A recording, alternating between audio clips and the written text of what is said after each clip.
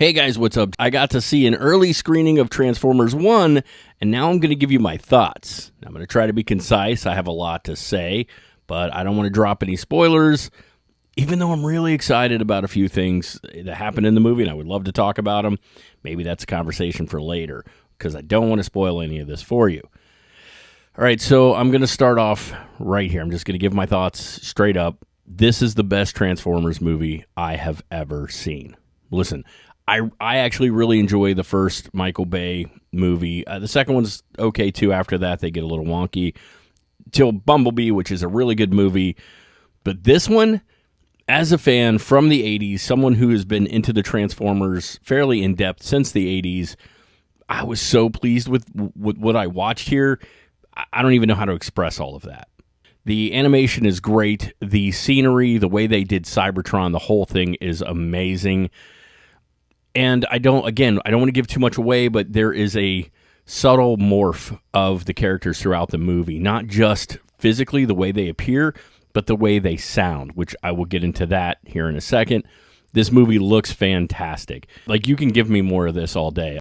Now, I talked about the way they sound, too. The first thing I want to say, the voice cast here is great. You have a lot of wonderful names here. So Chris Hemsworth does, in my opinion, a really, really good job of embodying the Optimus Prime voice. Yes, it's not Peter Cullen, and we love Peter Cullen, but Peter Cullen's getting up there in age. At some point, we need to hand these reins over, and I think you need that iconic sound of Optimus, and it's going to be really hard to recapture that. And there's been so many animated movies where people don't like the voice casting, but Chris Hemsworth does a wonderful job in this. And again, there's this slow arc in his voice throughout the movie, and it just works. So if you go in it in the first few minutes, you're like, well, kind of, but it doesn't really work. Give it time. I promise. It will work. We also had Brian Tyree Henry as Megatron in this, or D16, depending on which version you want to go with. And he did a great job, too. I'm a big fan of Brian Tyree Henry anyway, so I really enjoyed him in this. Scarlett Johansson, her character, she's Elita 1 in this. Their character is amazing in the film anyway. And again, she really embodies it and gives the character a lot of depth that it needed. John Hamm as Sentinel Prime, he has this smarmy kind of attitude that really works in this. Of course, we have Lawrence Fishburne as Alpha Trion, and he is amazing. Keegan-Michael Key is a standout in this as Bumblebee. We finally get a Bumblebee that we want. I never really understood the Destroy His Voice box in the Michael Bay thing, other than it must have been some kind of joke, and it just played out that way. That's not the character we want. Keegan-Michael Key as Bumblebee is great. And then there's Steve Buscemi, who I don't want to spoil this. If you don't know who Steve Buscemi is in this, I don't even want to tell you. But he's great, and it works really well. The voice casting in this is spot on. Now, some of the things they really did right in this film is they focused on a few main characters and didn't really get caught up in the minutia of just saying names. Yes, names of characters are said, and sometimes they're not. You will, if you are an old school fan of the Transformers, you will see characters in the background here and there that you know them, or a name may get dropped, but in a way that makes sense with the story. But what they don't do is just go, we're going to just cram characters in here just to cram them in here. The characters that are in the movie make sense. We focus on the ones we need to focus on, and we just don't get caught up. And a lot of movies tend to do that, and it just drives me insane. This one does not do that. The previews actually didn't give much of the plot away, so I don't want to do that either. I really appreciated that when I went in, I had a general idea of what I was about to see, but the whole movie played out, and it was a story I wasn't expecting, and I really loved that. I personally am a fan of the deeper Transformer lore to a degree, and I loved what they did with this plot and what they did with this story, because it brought back enough of the nostalgia while still making it somewhat new. But they didn't, they took stuff that was canon, and they definitely added that to their storyline here, and it worked. It brought me in. It kept me through the whole thing. It was great.